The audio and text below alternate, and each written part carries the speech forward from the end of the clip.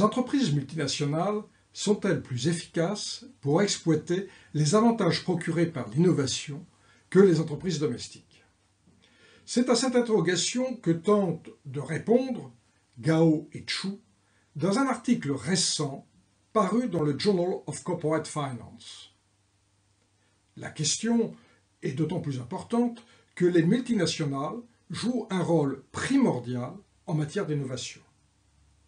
Leurs dépenses en recherche et développement ont représenté ces dernières années l'équivalent de 84% de celles engagées par la totalité des entreprises américaines. Vu l'importance de leur budget en recherche et développement, il est pertinent de se demander si les projets qu'elles développent sont de qualité et débouchent sur des innovations exploitables. En clair, sont-elles plus efficientes dans le domaine que les entreprises domestiques? A priori, les multinationales disposent d'avantages comparatifs. Vu leur taille, il leur est plus facile d'entreprendre des projets importants et d'absorber leurs coûts sur une base plus large. Elles devraient bénéficier ainsi d'économies d'échelle. Vu leur diversification géographique, elles disposent de cash flow plus stables, ce qui devrait leur éviter d'interrompre des projets dans des périodes particulièrement difficiles. Enfin, vu leur implantation dans de nombreux pays, elles ont accès à des ressources humaines incomparablement plus variées. Dans une économie de la connaissance, elles bénéficient d'un avantage par rapport à leurs consoeurs domestiques. Les multinationales souffrent aussi de désavantages. Leur large implantation géographique les oblige à une organisation décentralisée qui peut être source de conflits d'agences en interne. Des responsables locaux peuvent ne voir aucun avantage à soutenir des projets à rentabilité incertaine et à très long terme. Les chercheurs ont avantage à travailler en communauté proche pour mieux échanger. Une dispersion de cette communauté est un facteur de moindre productivité. Enfin, les multinationales ont par leur taille et leur connaissance des différents marchés financiers un accès privilégié au financement. Si leur coût du capital est plus faible, elles peuvent être conduites à accepter des projets certes innovants, mais de moins bonne qualité, de moindre retour sur investissement. Un autre aspect abordé par Gao et Chu dans cette recherche est la localisation de l'innovation. Lorsqu'elle apparaît au sein de pays développés, elle a beaucoup plus de chances de se traduire en avantages économiques et d'accroître la valeur des firmes. 3 raisons sont avancées pour soutenir cet argument. Des marchés financiers mieux développés permettent de financer plus facilement des projets risqués. Les réalisations sont facilitées par des savoir-faire locaux disponibles et difficiles à transférer. Enfin, il est plus facile d'approprier de la valeur dans la mesure où la propriété intellectuelle est mieux protégée. Gao et Chu se proposent en conséquence de tester 2 hypothèses principales. D'abord, ils s'attachent à vérifier si les multinationales sont plus ou moins efficientes en matière d'innovation.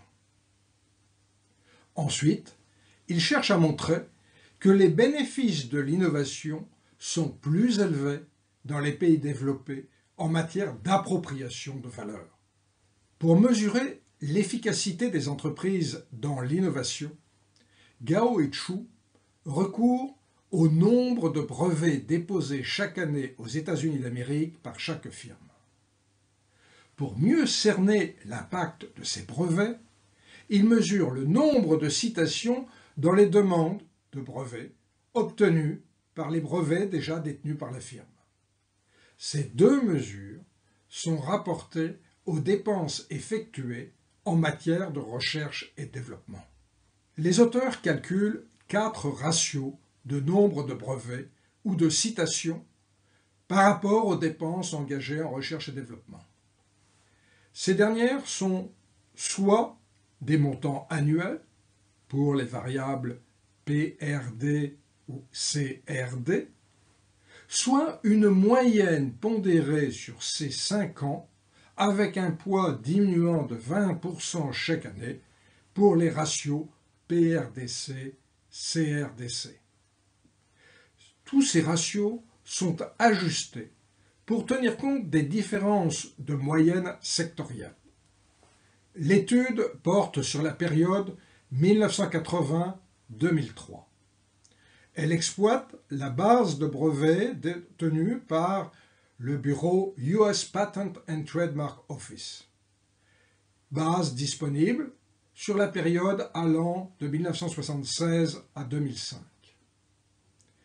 Les délais d'étude pour les demandes de brevets varient en pratique, mais, d'après les auteurs, sont au maximum de 2 ans. Pour éviter de prendre en compte un échantillon tronqué, l'étude est arrêtée à la fin 2003. Les données comptables, quant à elles, proviennent de la base CompuStat. Les dépenses en recherche et développement y sont enregistrées de manière homogène depuis 1975. Pour disposer de cumuls sur 5 ans, les auteurs ont choisi 1980 comme date de départ. Gao et Chu définissent comme sociétés multinationales toutes celles qui disposent de filiales à l'étranger réalisant effectivement un chiffre d'affaires. L'information provient des données disponibles par segment dans la base CompuStat.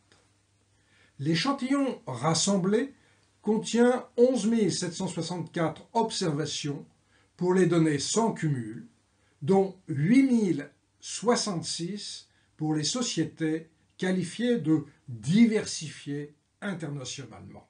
Dans cet échantillon, les 4 mesures d'efficience dans l'innovation font apparaître que les sociétés globalement diversifiées ou internationalement diversifiées sont moins efficientes que les sociétés purement domestiques. Par dollars dépensés en recherche et développement, elles produisent relativement moins de brevets et obtiennent moins de citations dans les brevets qu'elles déposent. Gao et Chu proposent une étude multivariée de l'impact de la diversification internationale sur l'efficience dans l'innovation. Ils estiment un modèle de régression où la variable explicative, Global Div, vaut 1 pour une entreprise multinationale ou diversifiée globalement et 0 sinon. Par ailleurs, ils contrôlent la régression avec un certain nombre de variables qui prennent en compte les effets potentiels sur l'efficience en innovation de la gouvernance, de la taille, du levier de la dette, de l'importance des dépenses en recherche et développement, de la rentabilité de l'entreprise ou encore de sa capacité à générer des cash flows, ou bien encore ses investissements et ses dépenses de publicité. Enfin, ils intègrent dans ce modèle des effets fixes sectoriels et des effets fixes par année. Pour les 4 ratios mesurant l'efficience en innovation, le coefficient associé à la variable muette de diversification globale, ou encore bêta 1, est significativement négatif. Les auteurs montrent par ailleurs que cet effet négatif est surtout marqué quand le leader du secteur est lui-même une entreprise multinationale et que la firme considérée est amenée à imiter ses comportements. Gao et Chu cherchent ensuite à mettre en évidence les canaux de cette baisse d'efficience. 4 causes sont envisagées. En premier, des problèmes plus aigus d'agence. Pour les faire apparaître, ils mesurent la qualité de la gouvernance par l'indice G de Gompers. Le second est une forte asymétrie d'information au sein du groupe qui handicape le développement de l'innovation. elle est mesurée à travers la dispersion des ventes. Le troisième viendrait de la complexité de ces organisations et de la difficulté à échanger les savoir-faire à l'intérieur.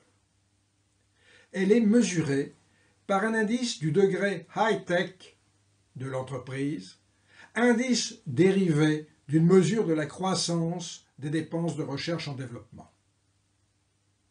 Enfin, le quatrième canal serait un coût du capital plus petit. Le modèle utilisé pour l'estimation de ce coût du capital est celui de Easton, qui fournit une mesure dite implicite du coût de l'argent. Gao et Chu utilisent la technique suivante. Pour chaque canal considéré, ils divisent leur échantillon en deux. Par exemple, les entreprises qui ont la gouvernance la plus forte et celle la plus faible. Le modèle de régression précédent est estimé dans les deux cas. Il apparaît que l'effet négatif de la diversification globale internationale est peu différent entre les sociétés à fort ou faible monitoring, à forte ou faible gouvernance. Ou encore que ce coefficient est peu différent lorsque l'entreprise fait apparaître une forte ou une faible complexité de son organisation. En revanche, l'effet négatif est fort et très significatif pour les entreprises à coût du capital faible, alors qu'il est inexistant pour les autres. De même, il est marqué là où la symétrie d'information est élevée et non significatif là où elle est faible. Les deux canaux de transmission semblent donc être d'une part le coût du capital et d'autre part l'asymétrie de l'information. En testant leur hypothèse 2, Gao et Chu tentent de vérifier si la moindre efficacité dans l'innovation des firmes multinationales se traduit par une aptitude plus faible à approprier de la valeur. Pour ce faire, ils comparent les valeurs boursières des entreprises à leurs valeurs fondamentales qu'ils estiment à partir d'un modèle de multiples des ventes par segment géographique. L'écart entre les deux valeurs est ensuite régressé sur une des mesures d'efficience en innovation. Le modèle de régression utilisé incorpore une série de variables de contrôle. Niveau de la diversification industrielle, taille, importance de la recherche et développement, levier de la dette, rentabilité, investissement, importance des dépenses de publicité, ainsi que des effets fixes par secteur. Le test empirique a été conduit sur un échantillon plus réduit que le précédent. Cette étude exigeait en effet des données détaillées pour estimer les valeurs fondamentales de chaque entreprise. Sur la période 1993-2003, 898 entreprises multinationales sont prises en compte. L'échantillon contient au total 3726 observations firme-année. Gao et Chu divisent cet échantillon en deux. L'un contient les firmes opérant le plus dans des pays développés. L'autre avec les firmes opérant le plus dans les pays émergents. Le résultat le plus important proposé par les auteurs est qu'un effet positif et significatif apparaît pour les pays développés. Pour les pays émergents, l'effet est moins marqué et généralement non significatif. En conclusion, le caractère multinational d'une entreprise semble affecter négativement l'efficience en innovation. Un coût du capital plus bas laisse apparaître des projets moins performants. Et des difficultés liées à une plus grande asymétrie d'informations à l'intérieur des firmes freinent d'autres projets. Enfin, l'innovation profite plus en termes de valeur aux entreprises opérant principalement sur des marchés développés. Elles y trouvent plus facilement les financements adéquats, mais surtout, la meilleure protection de la propriété intellectuelle permet de retirer une rente plus importante des innovations obtenues.